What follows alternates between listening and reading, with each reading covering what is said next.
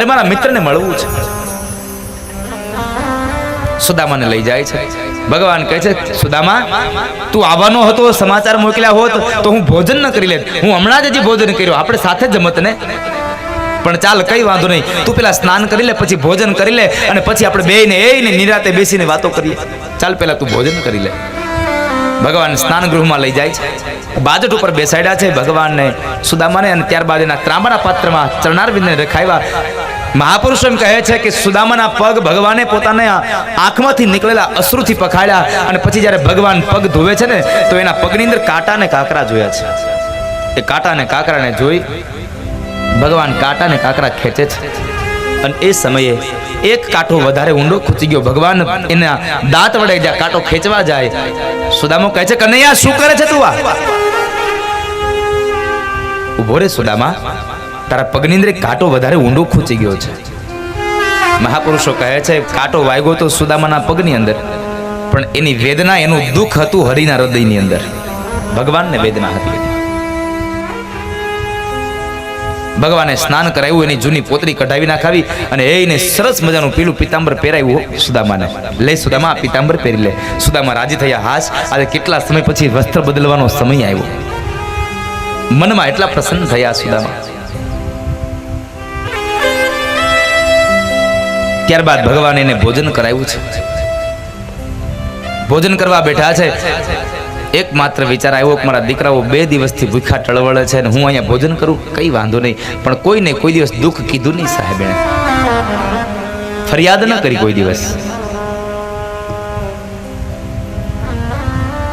અને એ સમયે ભોજન કરીને 2 મિત્રો ઝૂલા ઉપર બેઠા છે, વાતો કરે છે. આ તમામ વૈભવને જોઈ અને સુદામા એટલી વાત કરી, કનૈયા એક વાત કહું? અરે બોલને સુદામા, શું કહેવું છે? સાચું કહું તો તને ગુરુની સેવા ફળી છે કનૈયા. તે જે ગુરુની સેવા કરીને એ ગુરુની સેવા ફળી. તારો વૈભવ તો જો, આમ કેટલો વૈભવ છે.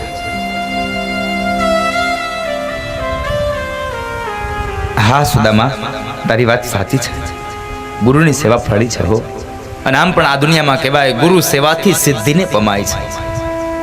તમે ગુરુ સેવાથી કદાચ પૈસો ન કમાવો ને તો કાંઈ નહીં, પણ ગુરુ સેવાથી તમે આ અંતરનું સુખ તો આત્મથી ખૂબ કમાશો સાહેબ. કારણ ગુરુની સેવા કરશો ને એટલે ગુરુ તમને સાચો માર્ગ બતાવશે, અને એ માર્ગ ઉપર ચાલવાથી માણસ કોઈ દિવસ દુઃખી ન થાય સાહેબ.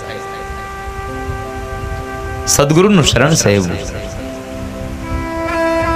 ઘણા લોકો મને કહે અમારા ગુરુ આમ છે, અમારા ગુરુ આમ છે.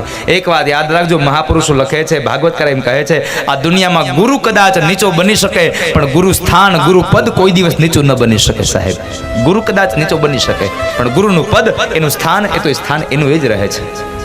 અને માણસના સ્થાનનું મહત્વ છે આ દુનિયામાં. ઘણા લોકો નાના હોય, હાઈટમાં નાના હોય, ઉંમરમાં નાના હોય, પણ એનું માન અને સન્માન બહુ ઊંચું હોય. કારણ એનું સ્થાન કંઈક અલગ હોય છે.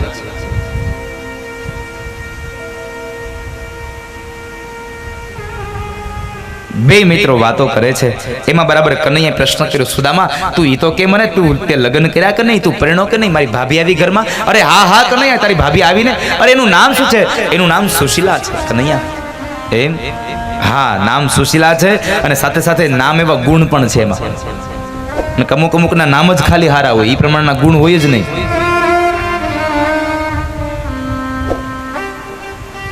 નામ રાખ્યું હોય મનસુખભાઈ, પણ ન હોય મનનું સુખ, ન હોય તનનું સુખ. આખો દી ગામની ઉપાધિ જ કરતો હોય, એને કોઈ દી સુખ ન હોય.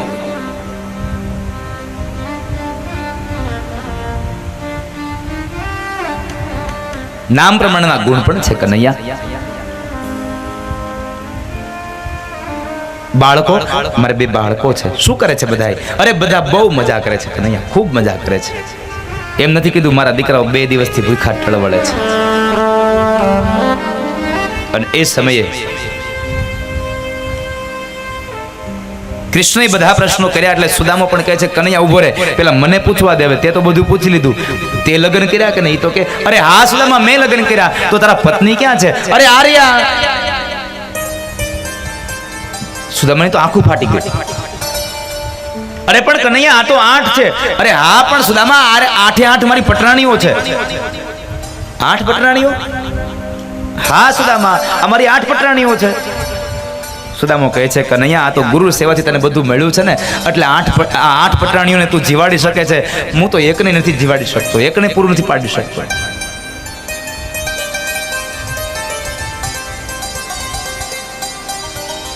ભગવાનને 16,108 હતા. અત્યારના કળિયુગના કનૈયા હોતે કેવો એ કે ભગવાને એટલા લગ્ન કર્યા તો આપણે 2-3 માં શું વાંધો કે, પણ એ ભગવાન હતા, તું ભગવાન નથી. 16,108 લગ્ન કરવા છતાં પણ કૃષ્ણ એમ કહેવાતો તો ગોપીઓને કીધું કે જાઓ ગોપીઓ, તમારે યમુનાના સામે કિનારે જવું હોય ને, યમુનામાં પૂર હોય ને તો એટલું જઈને કહેજો કે કૃષ્ણ બાળ બ્રહ્મચારી હોય તો અમને માર્ગ આપો. અને ખરેખર કૃષ્ણ બાળ બ્રહ્મચારી હોય એટલા શબ્દો જ્યાં ગોપીઓ બોલે અને યમુના જળ માર્ગ આપી દે. લ્યો વિચાર કરો, 16,108 લગ્ન થયા હતા, છતાં એ બ્રહ્મચારી કહેવાય, છતાં એ યોગેશ્વર કહેવાય.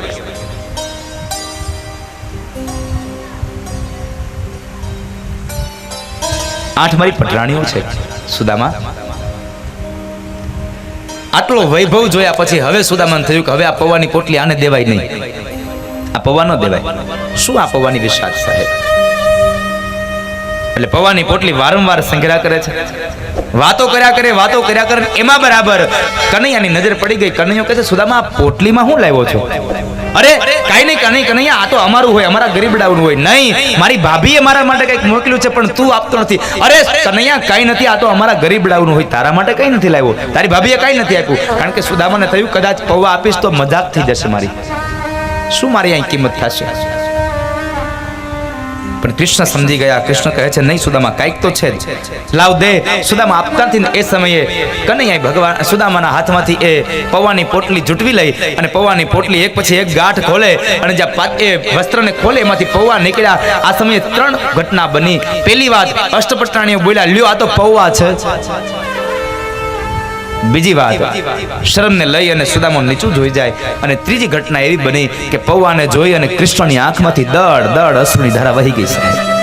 કૃષ્ણની આંખમાંથી અશ્રુની ધારા વહી ગઈ. શું કામે? આ સુદામાની ગરીબાઈ જોઈને? ના, પણ આ પૌવા જોઈ અને વળી પાછી માં યશોદા યાદ આવી કે શરદ પૂનમની રાત હોય ને તો દૂધની અંદર સાકર ભેળવે, એમાં પૌવા પલાળે અને નેવે મૂકી અને ચંદ્રમાના તેજથી તપાવે અને માં યશોદા એ પૌવા મને ખવડાવતી.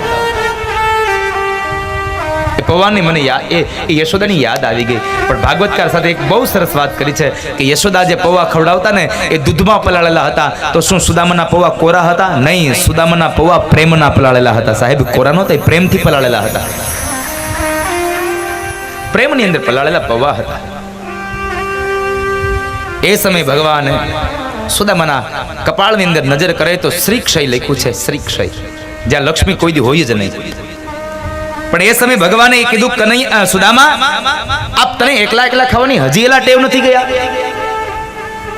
તને યાદ છે આપણે ગુરુના આશ્રમમાં ભણતા હતા, સાંદીપની ઋષિના આશ્રમમાં, અને એ વખતે આપણે બે જંગલમાં ગયા અને ગુરુ પત્નીએ એક પાત્રની અંદર આપણા બેના ભાગના દાળિયા ભેગા બાંધીને આપ્યા હતા અને મારા ભાગના દાળિયા તું ખાઈ ગયો તો યાદ છે તને?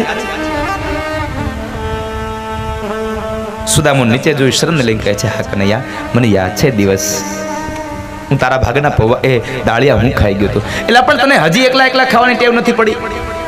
આ એકલા ખાવાની ટેવ હજી ન ગઈ તને? શું જવાબ આપે સાહેબે?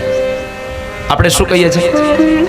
એક ઝાડની 2 અલગ ડાળીઓ ઉપર, એક ડાળી ઉપર સુદામા અને એક ડાળી ઉપર કૃષ્ણ છે. અને ગુરુપત્નીએ સાથે આપેલા દાળિયા સુદામા પાસે હતા. એટલે સુદામાને બહુ ભૂખ લાગી એટલે સુદામો દાળિયા ખાઈ ગયો તો કનૈયાના ભાગના દાળિયા.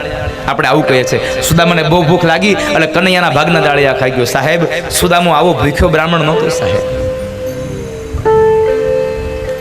શું કામ ખાધા એને દાળિયા? મહાપુરુષો લખે છે કે જ્યારે ગુરુપત્ની સુદામાને જ્યારે દાળિયા ભરીને આપે છે ને ત્યારે દરિદ્રતાનો યોગ હતો. અને શાસ્ત્ર કહે છે, વિદ્વાન પંડિતો કહે છે કે દરિદ્રતાના યોગમાં ભરેલું જ્યારે પણ એ અનાજ ખાવામાં આવે ને તો એના ઘરમાં ગરીબાઈ આવે. એટલે સુદામાને ખબર પડી કે આ તો દરિદ્રતાના યોગમાં ભરેલા દાળિયા છે, આ દાળિયા ખાઈ એના ઘરમાં ગરીબાઈ આવે. એટલે સુદામો કહે છે મારા ઘરમાં ગરીબાઈ આવે ને તો ભલે આવે પણ મારો મિત્ર કૃષ્ણ ગરીબ ન હોવો જોઈએ, મારો મિત્ર ગરીબ ન થવો જોઈએ. નહીં રે જાણે કદી નહીં રે માણે એની ગોઠડી તોડાય નહીં સંતો રે જુઓ કૃષ્ણ સુદામાની જોડી સંતો રે જુઓ કૃષ્ણ સુદામાની જોડી અલૌકિક એ જોડ સાહેબ સુદામાને ભૂખ નહોતી લાગી પણ મારો મિત્ર ગરીબ ન હોવો જોઈએ મિત્ર એસા કીજીએ ઢાલ સરીખા હોય દુઃખ में आगे હોય સુખ में પીછે પણ અત્યારના મિત્રો તો એવા થયા સુખ હોય તો તારી હારે ને દુઃખ હોય તો તું તારા રસ્તે હું મારા રસ્તે મિત્ર એવો કરવો સાહેબ દુઃખમાં પણ આગળ હોય અને સુખમાં આપણી પાછળ હોય પણ ભગવાને જ્યાં શ્રી ક્ષય વાંચ્યો ને એ સમય બરાબર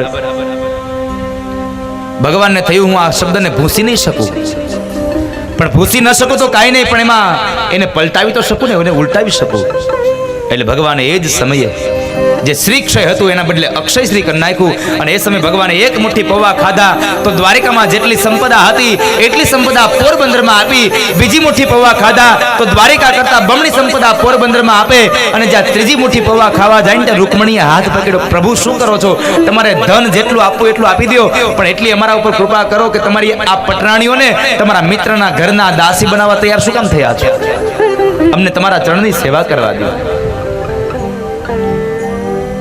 પોતાની પત્નીઓને પણ દાસી બનવા તૈયાર થયો એક રાત્રિનો સમય થયો એક રાત રોકાયા બીજા દિવસનો સૂર્ય ઉદય થયો પ્રાતઃ તમામ સંધ્યા વંદન કરી અને સુદામા બ્રાહ્મણ બધાની સાથે બેઠા છે થોડી ઘણી વાતો કરી અને કનૈયાની પાસે પ્રસ્તાવ રાખ્યો કે ચાલ કનૈયા તો હવે હું જાઉં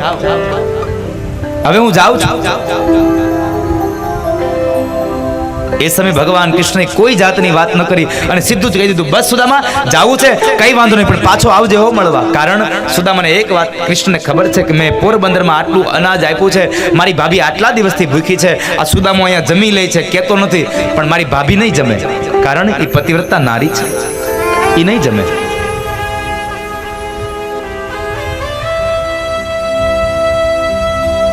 એટલે કૃષ્ણે કહી દીધું કે ભલે સુદામા કઈ વાંધો નહીં પણ પાછો આવજે હો હા કનૈયા આવીશ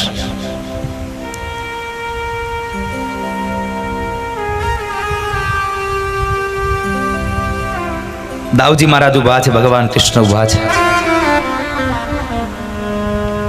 અષ્ટપટરાણીઓ ઉભા છે અને સુદામા હવે એની પાસેથી વિદાય લે છે જ્યારે સુદામા વિદાય લે છે ને એ સમયે ચાલ કનૈયા હું જાઉં બે મિત્રો ગળે મળ્યા અને ભગવાન કૃષ્ણ પાસેથી સુદામા વિદાય લઈ ઓરડામાં ઊભા છે કક્ષની અંદર અને એ ઓરડાના ઉમરા પાસે બરાબર સુદામા પહોંચે અને એ સમયે ભગવાન કૃષ્ણએ અવાજ કર્યો સુદામા સુદામા પાછા વળી કહે છે હા કનૈયા અહીંયા આવતો જરા સુદામા ફરી પાછા આવે છે હા કનૈયા ભગવાન કૃષ્ણને એક વાત સુદામાને કરવી છે પણ કૃષ્ણ બોલી ન શક્યા હોઠ સુધી આવેલા શબ્દો પાછા ખેંચાઈ ગયા ભગવાને આખી વાત બદલી નાખી અને કહે છે સુદામા કઈ નહીં હું તને ખાલી એમ કહેતો હતો કે પાછો મળવા આવજે હો ભૂલી ન જતો હા કનૈયા ફરી પાછા સુદામા નીકળે ફરી પાછા ઉમરામાં પહોંચે એક પગ હજી બહાર મૂકે ન મૂકે ત્યાર પેલા કનૈયા યાદ કર્યો એ સુદામા અહીંયા આવ્યો તો પાછો આવ્યો તો જરા વળી પાછા સુદામા બ્રાહ્મણ આવે હા કનૈયા બોલને વળી કૃષ્ણની વાણી થંભી ગઈ પણ આખી વાતને બદલાવી અને વળી પાછા કૃષ્ણ બોલ્યા કઈ નહીં સુદામા એમ તો કહેતો હતો કે મારી ભાભીને તું મારા સમાચાર આપજે મારી યાદ આપજે બીજું કઈ નહીં સુદામો સમજી ગયો